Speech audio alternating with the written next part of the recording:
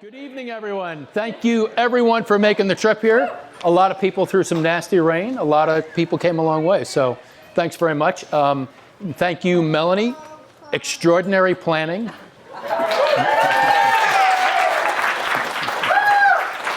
So welcome to the Hildebrands, the Hemmerts, the Campbells, the Burns, everybody who came here, friends and family. We're really thrilled you're here tonight to share on this incredibly special weekend for all of us.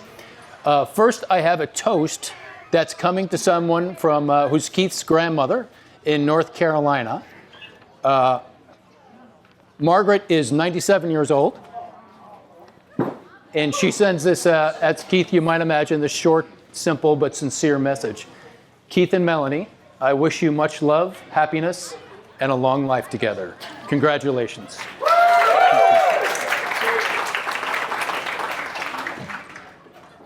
So I was, it's tough doing this speech here tonight, and I was thinking of what to say, but a lot of us know one of the main topics here tonight, Keith, is a wonderfully complex subject.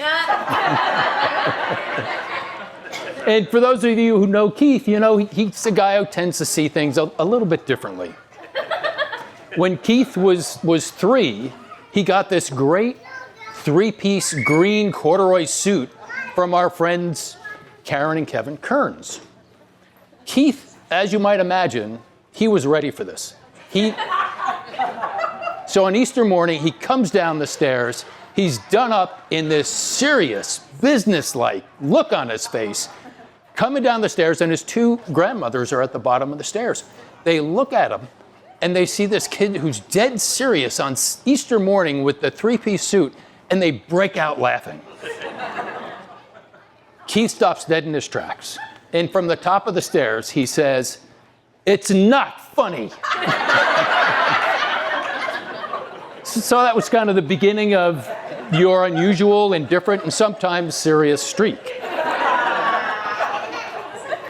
And also when Keith was pretty young, 4 or 5, he would take his evening bath and he'd be splashing around this tub and he'd be belting out Hank Williams tunes in a mournful twang. And Jerry and I would hear this on the other side of the door. It was really a great thing to hear. Melanie, I think you probably had a better voice then than Keith had, and you probably still have a better voice. I'm not sure. But it was a great thing. And so, some kids, they like, at the end of their day, they like children's songs. Keith, he had a taste for the tragic Hank Williams tunes. And that is one thing that Keith and Melanie have a lot in common about, is they both love music, they love to sing. And for the rest of the family, the rough part is there's this movie called White Christmas. They have the entire movie memorized, every song, every line. Last night we went to dinner. They pull out a line from White Christmas at dinner. It never stops with this song. And, you think, who the heck does this sort of thing? And it was like, oh, my wife Jerry does this also. So Keith, even though you sang some sad Hank Williams songs and you like the dark and moody ballads of Tom Waits, you've also developed a pretty good sense of humor. And you probably picked it up from Uncle Russ, Scott, Mom, and Gene Campbell, your grandfather. But wherever it came from, we hope you keep with it. And a sense of humor, it's a good thing. But we also know you never had a taste for the frivolous, which is a very different thing for you, okay? On Halloween, it seems like every kid, they love to dress up at Halloween. They go out, they get tons of stuff, they're very happy. Well, Keith was the reluctant trick-or-treater. One year, as he's about to head out, he says to his mother, "But I don't want to be a pirate." I guess it just didn't appeal to your serious side. And despite you having this pretty intense, serious side, Keith, there were also lots of things you really enjoyed doing growing up. We had so many great summer trips while you were growing up. We would take our summer bike tours to Canadian cities and a bunch of other places. We were Montreal, Ottawa, Toronto, Quebec City, Boston, Baltimore, all on different summers. We'd tour, for half the day we'd go to museums or see something historical. Half the day we'd we just tore around the city on our bikes. But we also did a lot of biking by water, and there were great places we went to. Grand Isle, Vermont on Lake Champlain, Nantucket Island, the islands in the St. Lawrence Seaway, Chesapeake Bay. They were great trips, and they were fun trips, even for you. And as you were getting into high school, you were, I don't know if you remember this, you were so intimidated and daunted by the success of your sister Laura. You felt like you were always in your older sister's shadow. She was great in class, great in sports, great with computers, great with friends, got accepted to a great college. And as you were entering college, you came to me and you said in this really discouraged voice, you said, geez, my sister's a legend here. How am I supposed to follow in these footsteps? Well, everyone has their own way of doing things. And that was pretty much our advice to you. Chart your own course, map your own path. And we all know that your path never ran with the popular crowd, which was okay. You had this contrarian nature side to you. And but you were up for that challenge too. And despite doing almost all of what Laura did in high school, plus mock trial, you still somehow found yourself with time on your hands. Fortunately, Jerry had the good sense to steer you into a 6-month EMT class, and that's where you got your license. And once you got your license, we'll never forget that piercing ambulance pager that woke up the entire house at 3 a.m. on a lot of mornings. But who knew this ambulance pager would become your compassionate calling in life? When you think about it, it only makes sense that in the scariest moments of people's lives, you were the stone-cold sober guy who could block out all the chaos of someone's crisis and map a course. So growing up, you were always the no-nonsense guy. You didn't have much of a taste for the light-hearted world of musical theater either. But your stern character's changed a bit since you met Melanie. We've seen you swept away by Melanie singing in cabarets and performing on stage. And just to show you that that stubborn streak, like Keith's, can change too, a few months ago, we all went to Chicago to see Melanie play the lead in Mary Poppins. And yeah. And Keith, I'm not sure I ever saw you enjoy yourself so much or be so proud of Melanie's performance. You were glowing, and it was a great thing to see. So, Melanie, that's the good news. Even a guy like Keith, who's known to dig in his heels, he's capable of change. This is good. I figure after taming hedge fund guys, which you've done, Keith should be a piece of cake. He's just another master of the universe to fall in line behind you. And you have the right combination of charms and clear logic to bring Keith around. And George and Karen and Jerry and myself are lucky that these two kids stuck to their guns when they grew up. They stayed true to their unusual selves. They followed their unlikely paths to this day. One was a sober thinker, the other a musical theater lover. And despite their differences, Jerry and I think this marriage couldn't make more sense. So, Melanie, Jerry and I are excited and proud that you're becoming part of our family. But 2 philosophy majors getting married, it just sounds like trouble. It's frightening to think about the discussions you guys must have. And philosophy majors usually have the reputation for being kind of out of touch. But you guys are both pretty well grounded. And who knows? Maybe someday you'll have your own little philosopher of your own. So even with all the reasoning capacity that you guys have, it's good to remember that this strange thing called love doesn't make sense a lot of the times. I'm not sure how it fits in with your world and philosophy, but keep in mind this leap of faith that you're taking and brought you here is a great thing. In a lot of ways, it makes no sense, but it allows love to bloom. And there's nothing better than that. So Keith and Melanie, as you start your life journey together, Jerry and I wish you all the happiness and love that the world can offer. We love you. To Keith and Melanie. Thank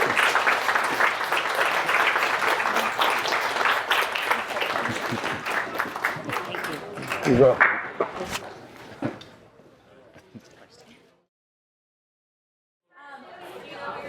I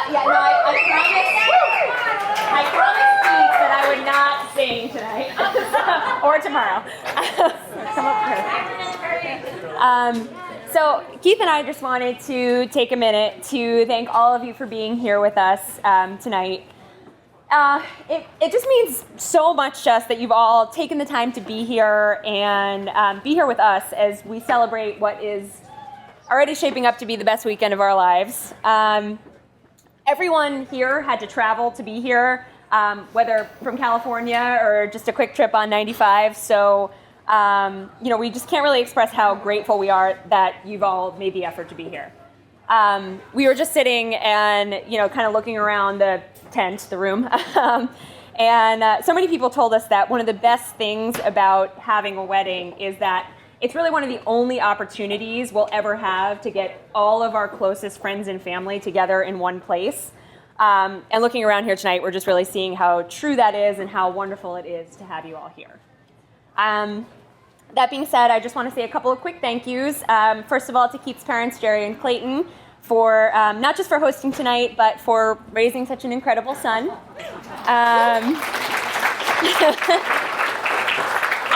for welcoming me into your family with open arms. I have said many times to anyone who would listen that I am winning the in-law lottery, and I could not be happier to officially become a part of the family tomorrow.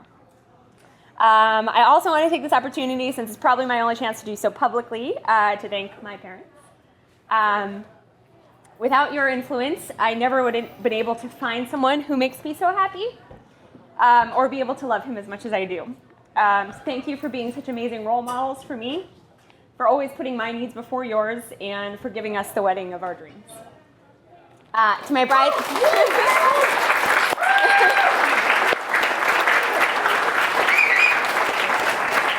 To my bridesmaids, back in the corner. To Kate, Carissa, Amelia, Kristen, Olivia, thank you for being the best friends that I could ever ask for. I love you all dearly. I am so lucky to have you all standing by my side tomorrow. You ladies have borne the brunt of my OCD verging on bridezilla tendencies.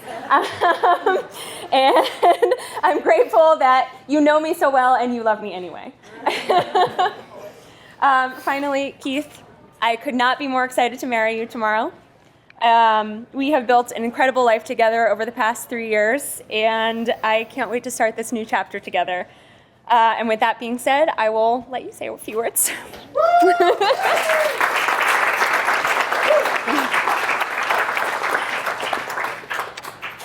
So I mostly want to echo what Melanie said. We're so grateful that everybody could be here to share this weekend with us. We're all kind of geographically far-flung, both my side of the family and Mel's side with folks in California. It really means a lot to us that everybody made the trip here to share this weekend with us. So thank you everybody so much for coming. We're really very grateful. Karen and George, I don't think I could ever begin to thank you enough for raising this amazing, beautiful, talented, wonderful daughter. And for some crazy reason, you think enough of me to let me marry her. I don't know why, but I'm glad you do. And everybody in the whole family has welcomed me in, and I'm really grateful for that. So thank you. Mom and Dad, I don't know where to begin with you guys either. You guys have always been an inspiration to me, taught me so much, encouraged me through everything. But I think, with this weekend, the most important thing you've taught me is the lesson of love and commitment to each other and to a family. And you guys have demonstrated that every day for 35 years now. And you've just been such great role models. And as Melanie and I take on these new roles of husband and wife, you have set an incredible example for us. So we're grateful for that. And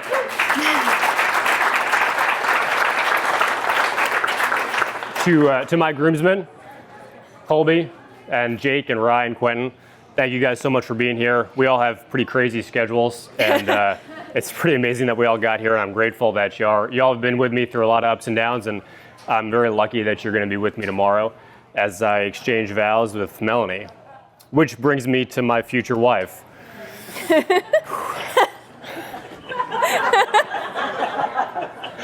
I'm pretty excited to marry you. Yeah? Yeah. Good. So, all right, the wedding is on. We have an amazing life together. We really do. And I don't know why you put up with me. I'm sure glad that you do. But I think we can all agree that this weekend wouldn't be what it is without Melanie planning everything down to a T. So I think we should give her a round of applause for that. If it were up to me, we'd probably be ordering from Domino's and eating in the hotel. So I know I haven't always been up on all the details and whatnot, but I know tomorrow I'm supposed to be there 6 o'clock, 5 o'clock. 5 o'clock. So I'm pretty excited about it. And, you know, I'm looking forward to tomorrow, and I'm mostly looking forward to the rest of our lives together because I think that the best is yet to come.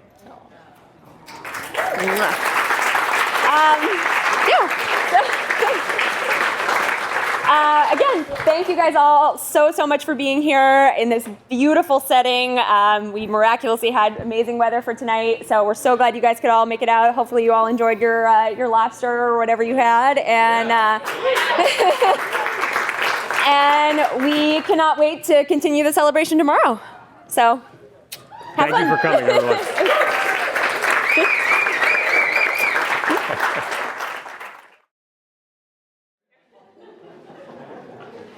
Welcome, everyone. Karen and I are so happy you could all join us here today. As we celebrate the marriage of our daughter Melanie to Keith, I think back to her first time in the spotlight with her stage appearance in preschool as a little straw piggy in the piggy opera, during which time she fell off the stage.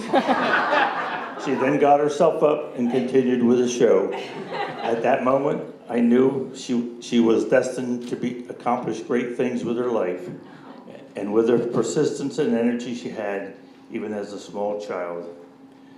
She has always loved performing, singing, dancing, acting, her way through school and college, with her most recent role as Mary Poppins in Chicago.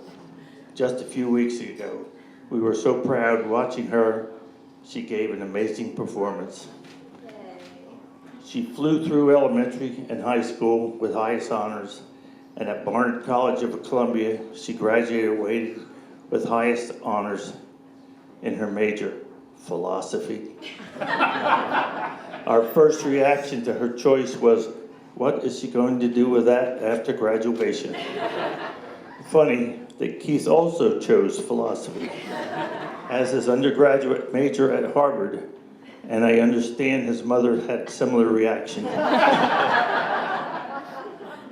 I guess all of us parents have since been pleasantly surprised by the choice and with the careers that they have followed. Karen and I are grateful to have spent a lot of quality time with Melanie as she grew up. I enjoyed teaching her things that she could not learn in school, like fishing and working in the garden. We had fun sleigh riding together in the field behind our home, even when I broke my finger on a cornstalk. That didn't stop us. We had great times at amusement parks. She was fearless, and we would try any ride I would go on with her.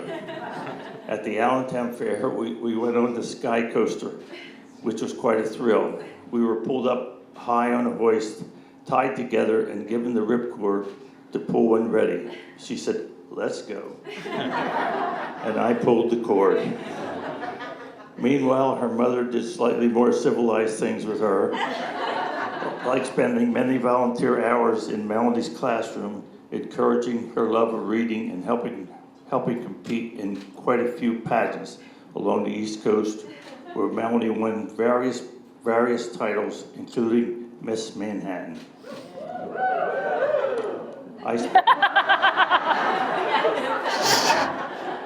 I spent a lot of time away with the Air Force deployments while she grew up, but we regularly talked on the phone, and she made me cards to welcome me home that I still treasure. I recall one weekend at McGuire Air Force Base when the annual air show took place, and I was in charge of security. On the Sunday morning after the show, Melanie and her mother had breakfast where the Thunderbird pilots were also dining. She got to shake their hands and get their autographs, and she was so excited. We were also able to explore many places throughout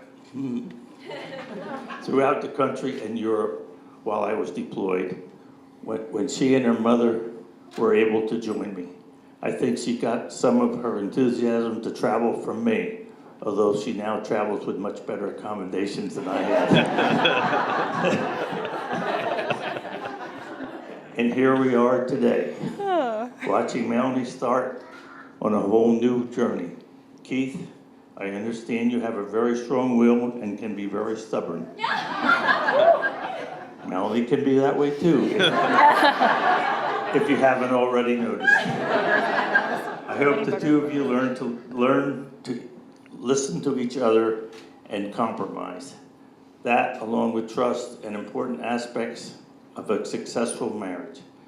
Don't spend time arguing about things that really are not that important, but learn to respect each other's ideas and find a common ground that will make you both happy.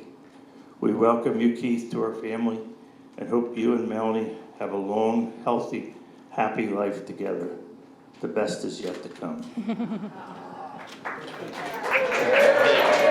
Everybody, toast to Keith and Melanie.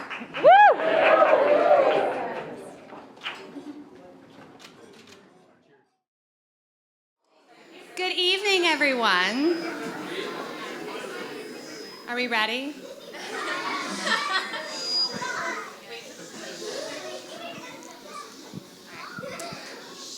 A famous linguist once said, "There is no difference between the words complete and the words finished."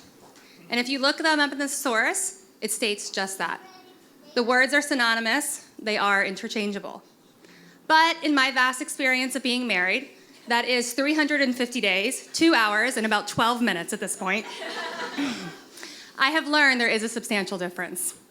When you marry the right person, you are complete. When you marry the wrong person, you are finished. And if the right person finds that you've retired to the study with an old-fashioned when you're supposed to be honeymoon planning, you are completely finished. After witnessing the most beautiful and sincere wedding ceremony, after watching Melanie and Keith pledge their forever love, faithfulness, and lives together, I have no doubt that they do complete each other and that they are far from finished. All relationships are based off of two simple words, me too. Me too is how both romantic and friendships begin. When I first met Melanie through the New York Junior League a few years back, we instantly had a gaggle of me toos. I want to be the social chair, me too. I want to be the future president of the Junior League, me too. I want to plan a brunch, me too. I want to go to Disney World, me too. I love making 10 to 15 page color-coded minute-by-minute detailed itineraries. Me too.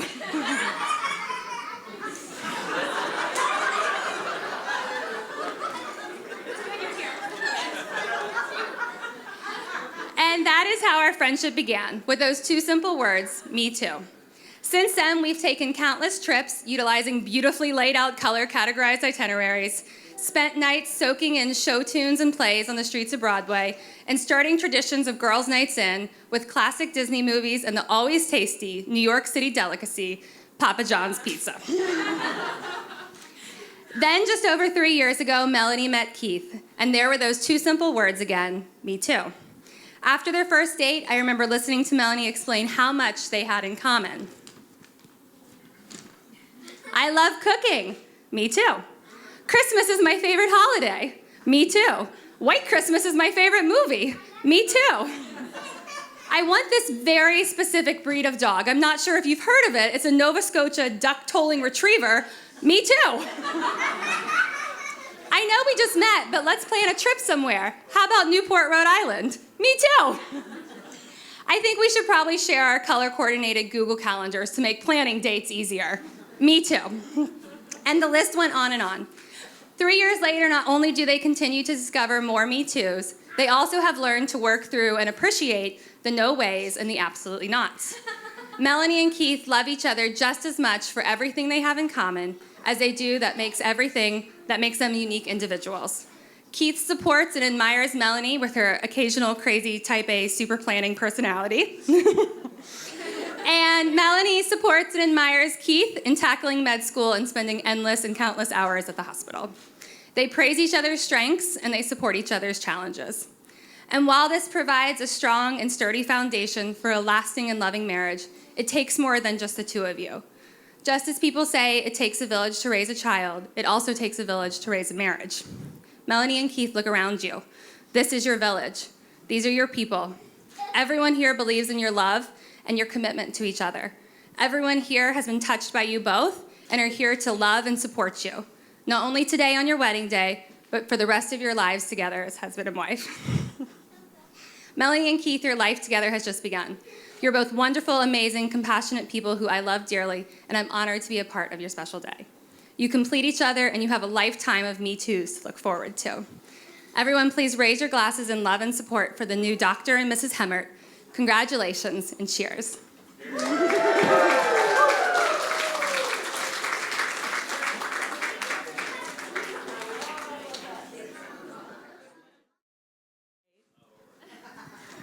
Hi, guys. You guys. Melanie and Keith got married. You guys. Melanie says that a lot. I don't know if you've noticed, but it's pretty cute. We all enjoyed it. In Disney World, where we went for Melanie's bachelorette, which, yes, Melanie was the bride that wanted to go to Disney World. Absolutely. She could not stop saying that all the time. You guys, I'm getting married. She's so excited. It's adorable. But before we talk about Keith over there, I want to take you back to 2003 when Melanie was still 17 because her 18-year-old September birthday had not come along, and we were checking in at college. And we just got put in a line right away.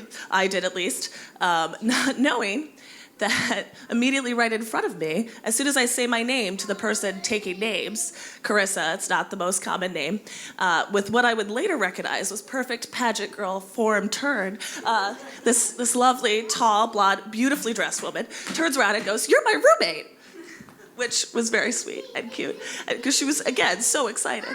And from that first meeting, we just bonded immediately over all kinds of things. A lot of what Melanie likes has already been discussed, but we definitely have a deep and abiding love of musical theater and many other things. And we really spent a lot of time together in college, and we definitely both felt like fortune smiled on us, putting us together as random roommates. And it definitely smiled at us again when our randomly put with us prospective student was our dear Olivia, who's one of the other bridesmaids, the redhead back there, because she was just randomly put with us also. And then we graduated college, and I felt like fortune definitely smiled on the beginning of Melanie's career and life in general, and we remained as close as ever. But fortune was sort of taking its time with coming up with Prince Charming a little bit. Until 3 years ago, when Keith, Prince Charming, arrived. And it was very clear from, again, almost immediately, that same feeling of kismet, that they really just had not only had so much in common, but also pretty immediately formed a strong bond and a strong understanding of how to support one another and how to grow as partners in life. And the more Melanie talked to me about what they both wanted going forward in life, the more I was like, oh, this is the guy now. I think she almost at first didn't quite want to believe it because it was almost too good to be true. And then there were ups and downs of going to medical school, of Keith starting medical school and figuring out when to move to Chicago and all of that. But they got through it, and it made them stronger for it. And then we arrive here today, to this incredible day. I also want to thank you both so much for having me be a part of it. And I know we all are so happy to be here. And I just want to wrap up by saying I am so glad that fortune both gave me Melanie and now has given Melanie Keith. I love you both.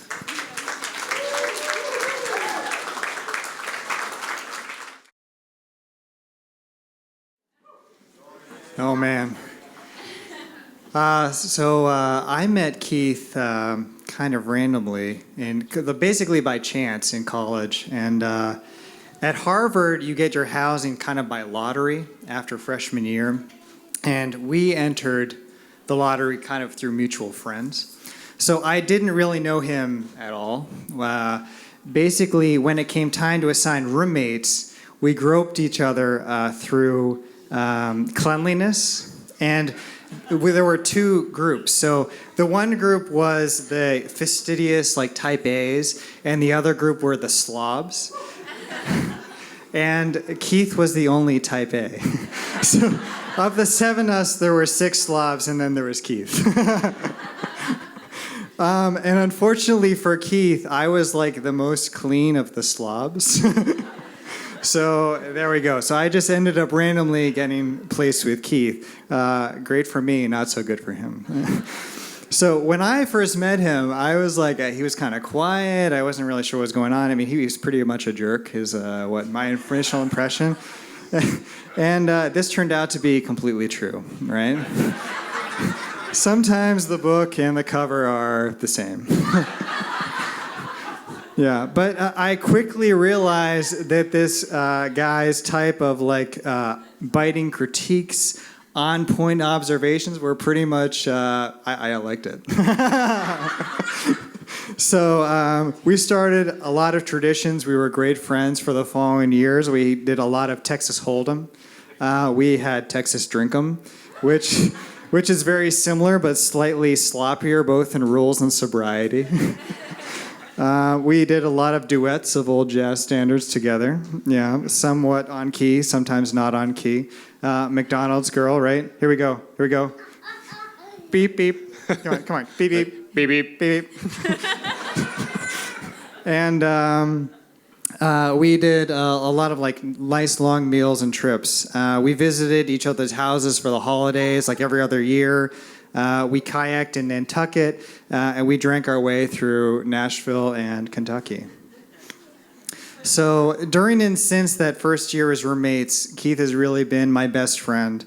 Despite any attempts to pretend that he's a cynic, the guy is a real sweetie, and I think we can all agree on that. He has always tolerated my goofiness. He has taken the time always to find a moment to talk if I need it. Moreover, he's always been a really inspiring figure to me. He's worked incredibly hard to get where he is, to get where he's been going. He's one of the most charitable, patient, and down-to-earth people I know. He's someone I can call at any point, and after a conversation, I feel like his advice has suddenly clarified my thinking. He's a really, really swell guy. But he's also a jerk. And then you met Melanie. I first heard about you at another wedding of some of our roommates, and even then, I remember that Keith was really excited about you. I remember how he described you, and I thought, damn, she sounds like a pretty good catch. And apparently you thought so too.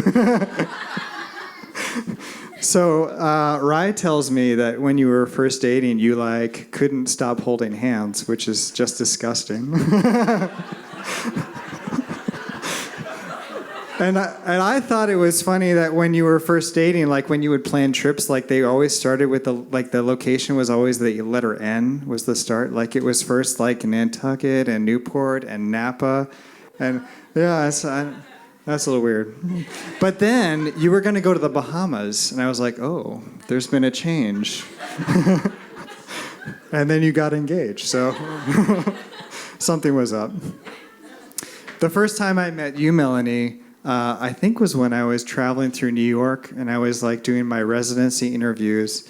And despite me being really tired, and I think I was late coming to your apartment from interviews, she welcomed me into her apartment and made the place really a home for me. She was kind and gracious, and I pretty quickly was perusing her film library and discovered that she loved Pixar films even more than I did. And that sealed the deal. I was like, oh yeah, she's okay. So it's been a really great pleasure to get to know you, to see how the relationship has grown. You're beautiful, you're warm, talented, and you're also pretty goofy. So I'm glad that Keith has found a new duet partner, and I'm glad that he's found someone who can tolerate his pitch issues. So, Melanie, I'm glad that you've discovered this guy, that you can live with him. I could only take 3 years of it in college. So good luck to you. But I'm very excited for the both of you. It's been wonderful to watch your relationship grow. And I'm glad that finally Keith you've gotten him to see an animated movie. I can't wait to see how you develop more as a couple, and I wish you the best, and I wish you lots of love. So this is to Keith and Melanie.